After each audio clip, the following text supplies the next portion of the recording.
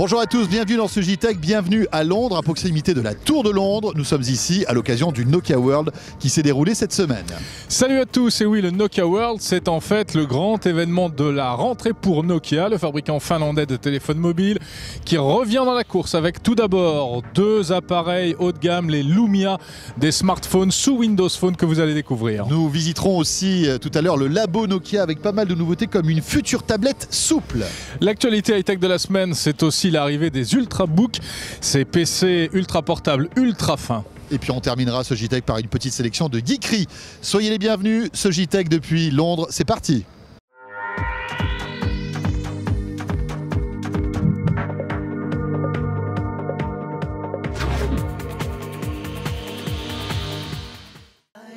Le JTech avec OrangeInnovation.tv, la web TV qui simplifie la vie numérique.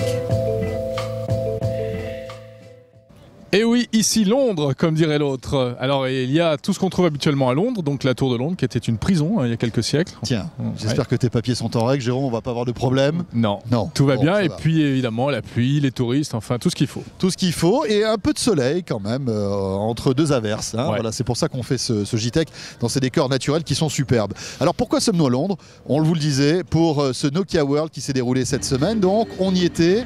Un Nokia World très important pour Nokia, puisque on sait, Nokia se fait distancer depuis de nombreuses années sur le segment des smartphones par les Apple et autres Android. Il était temps pour Nokia, Jérôme, de réagir. Effectivement, voici donc la riposte du géant endormi. La riposte sous la forme principalement de deux nouveaux smartphones, des smartphones haut de gamme qui sont nés du rapprochement entre Nokia et Microsoft. Vous vous rappelez qu'en début d'année, Nokia et Microsoft ont passé un accord, et bien voici le bébé. Voilà, effectivement, tout a été très vite, 8 mois après ce mariage, voilà, les deux bébés sortent. Normalement, il faut 9 mois, mais là, ça a été 8. Ils ont été très rapides. Ouais. Le Lumia 800, que voici, que voilà. Très joli téléphone. Il était temps. Hein. On a l'impression que l'équipe de designers de chez Nokia soit a enlevé ses lunettes, soit carrément a été changée, Jérôme. Effectivement, ils ont enfin embauché des designers chez Nokia. Il était temps. Bon, ça, c'est un point vraiment très positif, unanimement salué par la presse ici à Londres. Alors, bon, du côté de l'interface, c'est donc le système Windows Phone, on l'a dit. Windows Phone qui est bourré de qualité, une interface qui ne demande qu'à progresser en part de marché. Et puis, quelques particularités signées Nokia. Par exemple, un service de cartographie gratuit qui sera embarqué dans le téléphone et qui n'aura pas besoin de se connecter à Internet pour vous guider en voiture, par exemple. Un service donc fait en collaboration avec Navteq. Navteq qui a été racheté par Nokia il y a quelques années. Et puis, autre service qui arrivera peut-être bientôt en France, on ne sait pas trop. C'est un service de musique gratuit sans abonnement. Pas mal, ça. Là encore, ça va être lancé dans certains pays européens, mais pas tout de suite en France, visiblement. Voilà, donc des particularités que l'on trouvera à la fois dans le Lumia 800, le haut de gamme, et puis dans le Lumia 710, qui est un modèle un petit peu inférieur en termes de spécifications techniques. Alors, est-ce que Nokia est prêt pour rebondir avec cette nouvelle série de smartphones? Voici la réponse du directeur général de Nokia France. Il y a un design qui est complètement différenciant, avec des couleurs qui sont assez sympathiques, une qualité d'exécution à la fois sur l'écran, sur la caméra, et des services. On parle par exemple de Nokia Drive, qui est un produit qui est à l'intérieur du téléphone gratuitement. Vous pouvez l'utiliser pour voyager sans avoir besoin d'utiliser votre roaming. Ça veut dire que ça vous coûte beaucoup moins cher. Ce produit chez nos concurrents, il coûte à peu près 100 €. Il est offert et il est dans le produit aujourd'hui existant. Et au-delà de ça, la vitesse d'utilisation, la qualité de l'interface, l'intégration optimale avec Facebook, Twitter et les réseaux sociaux feront la différence. Et une chose aussi très importante pour nous, la navigation et l'intégration d'Office. Office, vous l'utilisez aujourd'hui si vous voulez faire un document ou une lettre ou une présentation, vous utilisez Word et PowerPoint.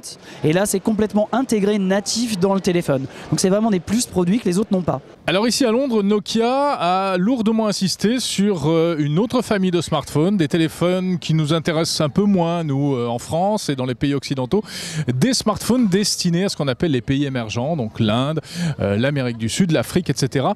Secteur où Nokia est très présent également. Effectivement, le gros du chiffre d'affaires de Nokia aujourd'hui est fait là-bas dans ces pays émergents avec toute une série de téléphones peu onéreux, mais avec malgré tout des fonctionnalités intéressantes pour ces nouveaux modèles. Ils vont sur Internet Internet, ils peuvent se connecter aux réseaux sociaux et certains ont même une particularité étonnante, le fait de pouvoir insérer 2 cartes SIM.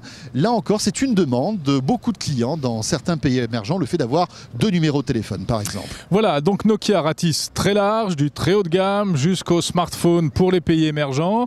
Encore une fois, cette stratégie sera-t-elle payante? Eh bien, on a posé la question à cette journaliste économique Elsa Bambaron.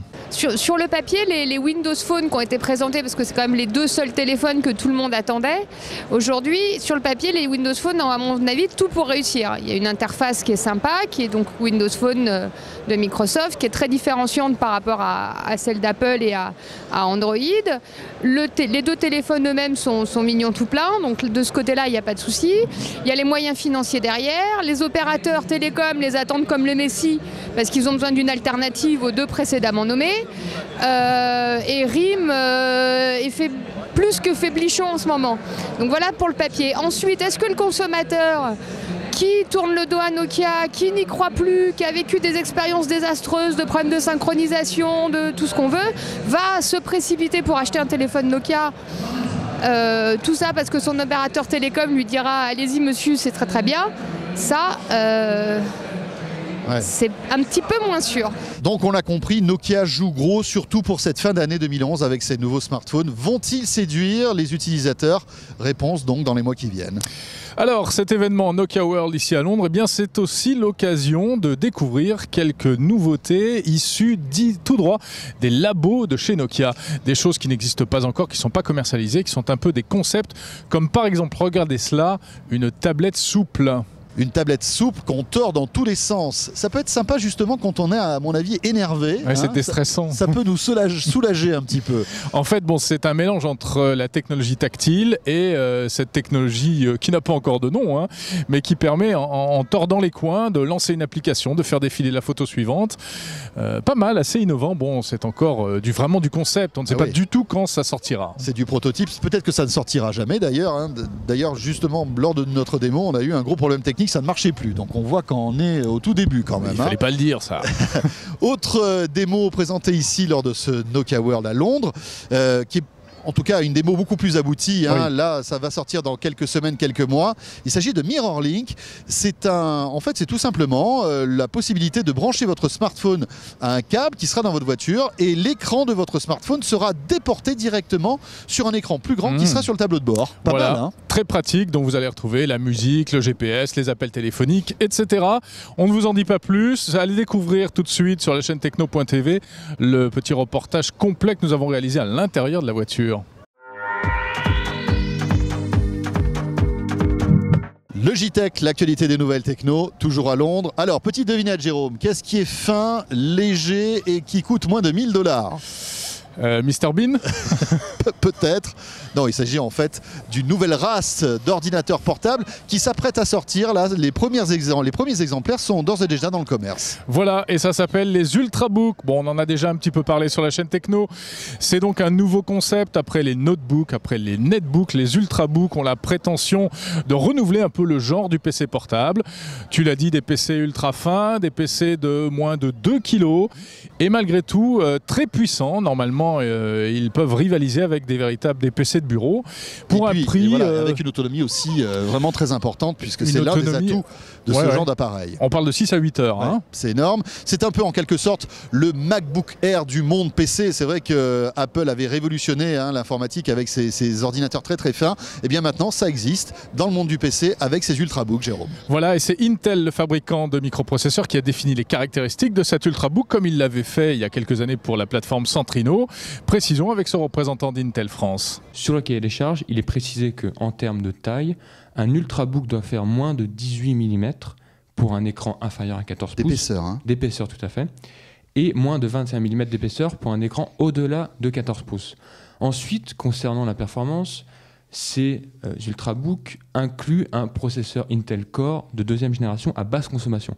Ce qui veut dire que vous allez avoir des performances qui sont équivalentes à ce que vous avez actuellement sur un ordinateur portable traditionnel que la plupart des gens ont chez eux. Quand vous êtes en veille prolongée, votre PC redémarre en moins de 7 secondes. Auparavant, on parlait de plus de 30 secondes. C'est quelque chose que les gens ne veulent plus. Et dans le cahier des charges Intel, lié aux Ultrabooks, il est précisé que ces machines doivent être proposées à un tarif inférieur à 1 000 $. Titre d'exemple, on voit que les premières machines Ultrabook arrivées sur le marché sont vendues à 799 €. Alors cette cure d'amincissement du PC va-t-elle sauver ce marché qui est, on va dire, en nette baisse depuis l'explosion du marché des tablettes? Réponse dans les semaines et les mois qui viennent, mais sachez en tous les cas que les plus grands constructeurs ont décidé de sortir des Ultrabooks et d'ici la fin de l'année, des marques comme Acer, Asus ou Toshiba auront leurs modèles qui seront dans les rayons. Merci d'être toujours avec nous. Ce JTech numéro 69 qui se termine avec les geekeries de cette semaine. Un JTech sans geekerie ne serait pas un JTech. Ouais. Regardez ça, on aurait pu vous en parler la semaine dernière parce que ça a déjà 8 jours, mais on avait trop d'actualité dans le JTech précédent. Le premier appareil photo numérique qui vous permet de faire la mise au point après coup. C'est-à-dire que toi qui rates tout le temps les photos, là, elles ne seront pas forcément ratées après. Voilà, exactement. Donc c'est assez génial. Vous visez, vous shootez sans vous poser de questions. Et après coup, soit sur l'écran de l'appareil, bien sûr, soit sur votre ordinateur, il suffit de cliquer sur la partie de la photo que vous souhaitez mettre en avant.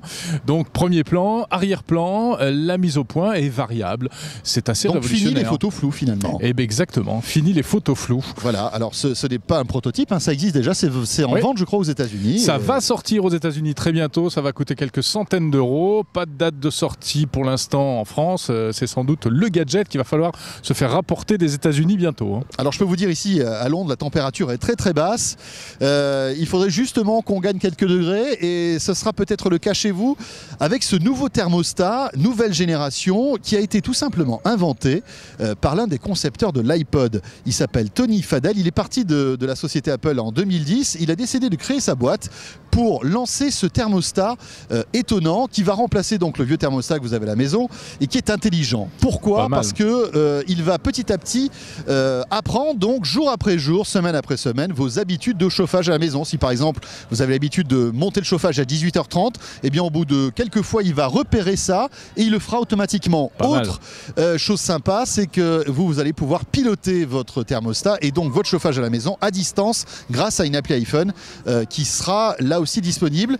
Ça coûtera aux alentours des 240 $ et c'est pour l'instant prévu malheureusement qu'aux États-Unis. Voilà, de l'iPod au thermostat intelligent. Ça s'appelle Nest. Et c'est là-dessus que nous refermons ce JTech. Vous voyez qu'on est en plein dans un endroit très touristique, donc ça bouge autour de nous. On entend même la police là-bas au loin. C'est pas pour nous, je pense pas. Non, je pense pas. Enfin, cela dit, Jérôme, comme on le disait au début, la prison n'est pas très loin. Effectivement. Hein. Peut-être que je présenterai le prochain JTech la semaine prochaine tout seul. Vous saurez pourquoi. En tout cas, merci de nous avoir suivis. Merci de nous regarder sur Orange Innovation TV, sur TLM aussi à Lyon, sur la TNT et puis sur les principaux sites de partage de vidéos. On se retrouve la semaine prochaine. On sera de retour dans nos studios. Salut à tous. Salut à tous. Bye bye.